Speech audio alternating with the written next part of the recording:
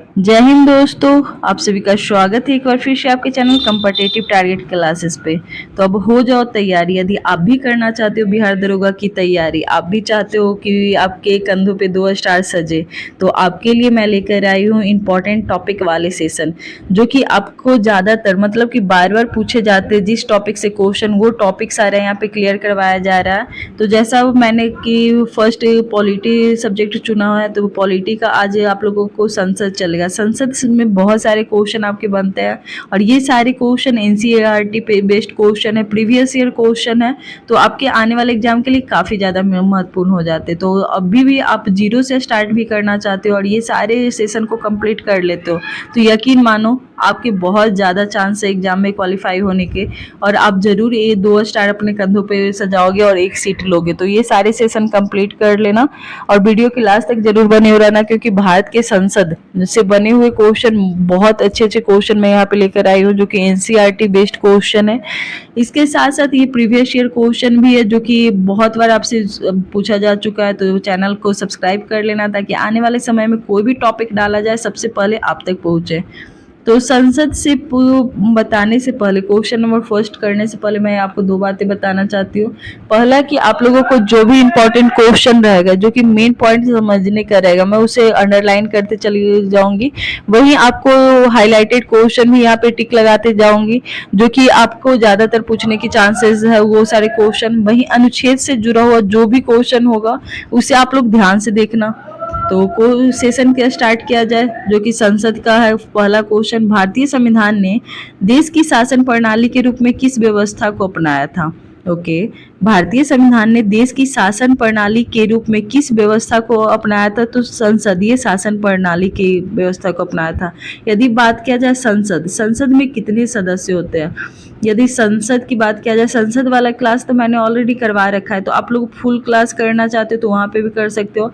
तो संसद की कितने चीज़ों से बनकर बना है? तो प्रेसिडेंट हो जाएगा, राज्यसभा हो जाएगा, लोकसभा हो जाएगा। 79, 80, 81 सबका मैंने बता रखा, तो आप लोग क्लास भी कर सकते हो जाकर। भारतीय संसद के कितने सदन हैं? तो सदन की बात किया जाए तो आपके 2 हो जाएंगे। कौन कौन से हो जाएंगे? लोकसभा और राज्यसभा हो जाएंगे। वही कितने सदस्यों से होगा? तो 3 हो जाएगा। संसद के कितने सदन को प्रतिनिधित्व सभा भी कहा जाता है? प्रतिनिधित्व सभा मतलब कि प्रतिनिधित्व सभा की बात किया जा रहा है, तो प्रतिनिधित्व सभा भी कहा जाता है। किसे कहा जाता है? तो लोकसभा को कहा जाता है। तो ये सारे क्वेश्चन आपको समझना होगा, ध्यान देना होगा, क्योंकि आप लोग दोनों भी मार सकते हो, लेकिन प्रतिनिधित्व सभा पूछा जाए तो लोकसभा। संसद के लोकप्रिय सदन कौन सा है? लोकप्रिय सदन भी लोकसभा हो जाएगा। संसद का अस्थाई सदन जहां पे भी आएगा जिसे भंग नहीं किया जा सकता है, वो समझ लेना, तो राज्यसभा हो जाएगा। तो अस्थाई सदन, राज्यसभा। इनमें से कौन सा संसद का हिस्सा नहीं है? संसद का हिस्सा कौन नहीं है? तो विधान परिषद नहीं है। जैसा कि मैंने बताया था, संसद 3 चीज से मिलकर बनता है, राष्ट्रपति, लोकसभा, राज्यसभा। तो यहाँ पे विधान परिषद इसका राइट आंसर हो जाएगा, जो कि नहीं है संसद का सदस्य। वही भारतीय संविधान का गणतांत्रिक होने का कारण क्या है? तो 7 का right answer option number B हो जाएगा। कोई वंशानुगत तत्व नहीं है, मतलब यहाँ पे कोई भी चुनाव में भाग ले सकता है। यहाँ पे ऐसा नहीं है कि पहले बाप फिर बेटा फिर पोता ऐसे होगा, नहीं। यहाँ गणतंत्रात्मक होने का मतलब है कि यहाँ वंशानुगत तत्व नहीं होंगे। क्वेश्चन नंबर 8 नंबर क्वेश्चन में देखेंगे, भारतीय संविधान के अनुसार यदि संसद के किसी भी सदन का कोई सदस्य सदन की अनुमति के बिना कितने दिनों की अवधि तक सभी बैठकों की अनुपस्थिति में रहता है, तो सदन उसकी सीट को रिक्त घोषित कर सकता है। मतलब वो कितने दिन तक अनुपस्थित रहेगा, तो उसके सीट को अनुपस्थित घोषित कर दिया जाएगा। तो इसका right answer option number A हो जाएगा, 60 दिनों तक।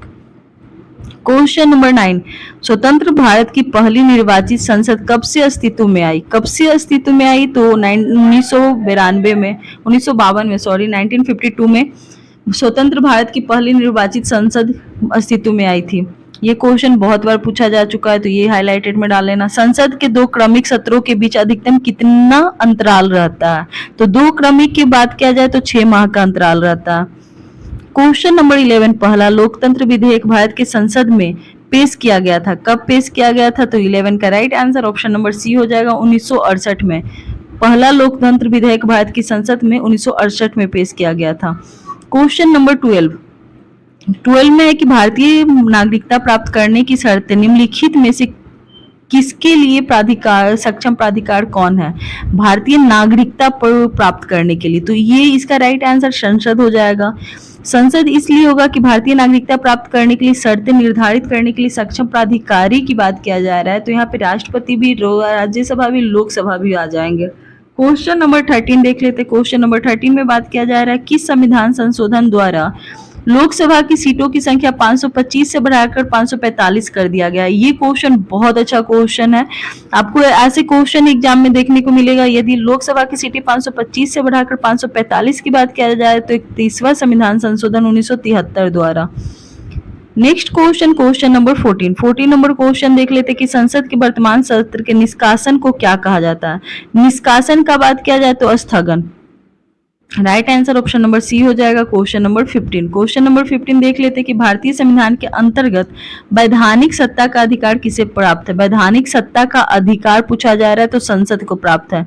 नेक्स्ट क्वेश्चन की ओर चलते हैं। नेक्स्ट क्वेश्चन नंबर 16, भारतीय संविधान के किस अनुच्छेद में कहा गया कि संघ के लिए एक संसद होगी जो राष्ट्रपति और 2 सदनों से मिलकर बनेगी?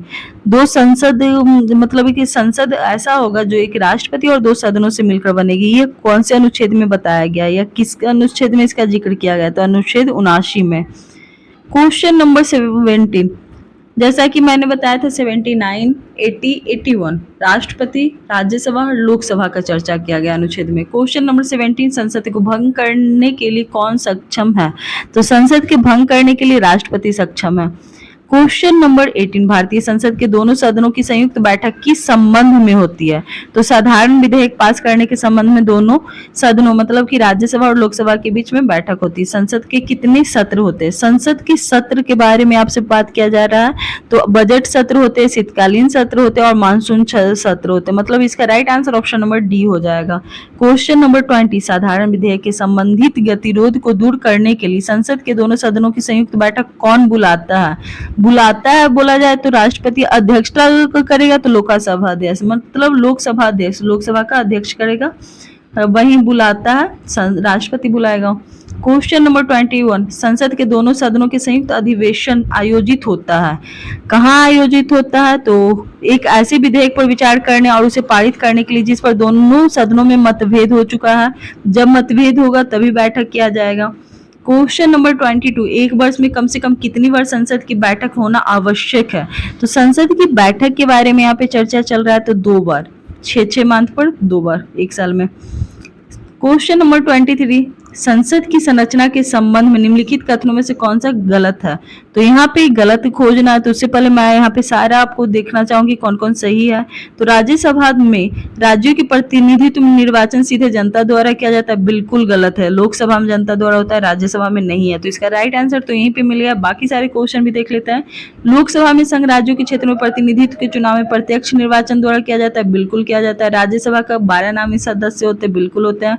लोकसभा के अनुसूचित जाति और जनजाति के लिए स्थान आरक्षित होते हैं, बिल्कुल सही है। तो इसका right answer option number A हो जाएगा। क्वेश्चन नंबर 24, सांसदों का वेतन का निर्णय कौन तय करता है? तो संसद तय करता है। Right answer option number A हो जाएगा। क्वेश्चन नंबर 25 की ओर चलते हैं। संसद की कुल सदस्यों का कितना भाग वैधानिक चैम्बर की मीटिंग बुलाने के लिए आवश्यक गण पूर्ति करता है? गण पूर्ति और कोरम ये दोनों वर्ड जहां पे दिख जाए 1/10 मार देना, बिल्कुल सही होगा। क्वेश्चन नंबर 26 में कि भारत की संसद के बारे में क्या सही नहीं है? यहाँ पे सही नहीं है के बारे में बात किया जा रहा है। तो आप लोग संसद के बारे में जैसा कि मैंने क्लास भी करवा रखा और यहाँ पे भी बता भी रही हूँ कि संसद में शामिल सदस्य कौन कौन हो जाएंगे, राष्ट्रपति, लोकसभा और राज्यसभा। तो ये तो सही है। राज्यसभा को भंग नहीं किया जा सकता, यह अस्थायी सभा होता है, ये भी सही है। राज्यसभा के कुछ सदस्य राष्ट्रपति द्वारा निर्देशित होते हैं, बिल्कुल सही है। राज्यसभा में भी होते हैं, लोकसभा में भी होता है। जबकि लोकसभा में मनोनीत सदस्य नहीं होते, ये गलत है क्योंकि लोकसभा में ही मनोनीत सदस्य होता है। तो 26 का right answer option number B हो जाएगा। सारे क्वेश्चन आप लोग देखते जाओगे तो आपको खुद ब खुद समझ में आने लगेगा। क्वेश्चन नंबर 27, भारत की संसद पार्लियामेंट मुक्त किस मॉडल पर आधारित है? भारत की संसद के बारे में जिक्र किया जा रहा है और ये बहुत ही इंपॉर्टेंट क्वेश्चन होता है। 27 ब्रिटिश पार्लियामेंट पर आधारित है। क्वेश्चन नंबर 28, कि संसद की अयोग्यता के संदर्भ में निर्णय कौन करता है? किसी संसद के अयोग्यता के संदर्भ में निर्णय की बात किया जा रहा है तो कौन करता है? तो राष्ट्रपति करता है। क्वेश्चन नंबर 29, भारत की संचित निधि से धनराशि व्यय की जा सकती है? 29 का right answer option number B हो जाएगा, संसद की मंजूरी से। क्वेश्चन नंबर 30 देख लेते हैं कि भारत के संविधान का निम्नलिखित में से कौन सा अनुच्छेद संसद के दोनों सदनों की संयुक्त बैठक के लिए प्रावधान करता है? या फिर बात किया जाए कि संयुक्त बैठक का चर्चा कौन से अनुच्छेद में किया गया था? अनुच्छेद 108 में। क्वेश्चन नंबर 31, भारत में कानून बनाने का अधिकार किसके पास है? कानून बनाने का अधिकार यदि बात किया जाए तो किसके पास हो जाएगा? आपको भी पता होना चाहिए, संसद के पास होगा, क्योंकि तीनों मिलके करेगा।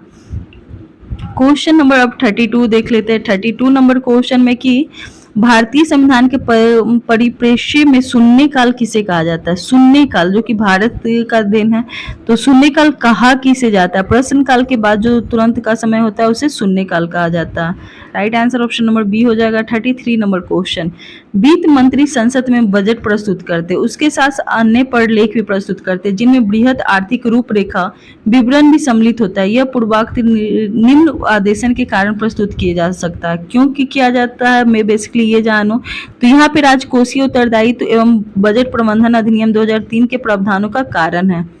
क्वेश्चन नंबर डी, 33 का option number D right answer हो जाएगा। क्वेश्चन नंबर 34, आईएएस में ये पूछे जाने वाले क्वेश्चन है, लेकिन फिर भी मैं यहाँ पे थोड़ा सा बता देती हूँ। 34 नंबर क्वेश्चन, संसदीय व्यवस्था वाली सरकार वह होती है जिसमें सरकार संसद के प्रति उत्तरदायी होता है और उसके द्वारा हटाई जा सकती है। तो इसका right answer option number B हो जाएगा।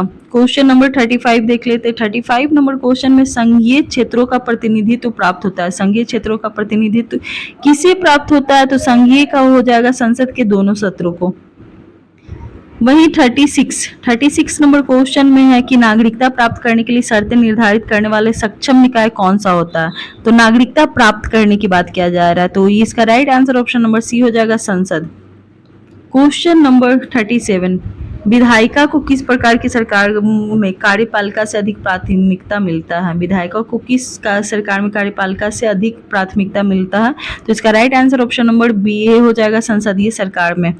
क्वेश्चन नंबर 38, कौन सी प्रथा संसदीय प्रणाली भारत की देन है? अभी जस्ट मैंने बताया था शून्यकाल, जो प्रश्नकाल के बाद के समय को कहा जाता है। क्वेश्चन नंबर 39 देख लेते हैं। क्वेश्चन नंबर 39 में संघीय मंत्रिमंडल का पुनर्गठन किसकी रिपोर्ट पर आधारित है? तो रिपोर्ट पर तो गोपाला स्वामी अय्यर की रिपोर्ट के आधार पर संघीय मंत्रिमंडल का पुनर्गठन आधारित है। क्वेश्चन नंबर 40 देख लेते हैं। संसद की कार्यवाही सूची में प्रथम विषय प्रश्नकाल होता है। कौन सा होता है? प्रश्नकाल। तो आज ये इंपॉर्टेंट टॉपिक में आप लोगों का संसद वाला सेशन आपको कैसा लगा? आई होप सो ये सारे सेशन आपको पसंद आ रहा हो। तो क्लास 5 में अब मिलते हैं, क्लास 4 तक तो हो चुका है, और इससे पहले यदि आप लोगों ने क्लास नहीं की है तो जाकर कर लेना, चैनल के प्लेलिस्ट में आपको सब मिल जाएंगे। वही यदि आपको ये सेशन अच्छा लग रहा हो तो जरूर चैनल को सब्सक्राइब करें। तो थैंक यू दोस्तों, नेक्स्ट क्लास में नेक्स्ट टॉपिक के साथ मिलती हूँ।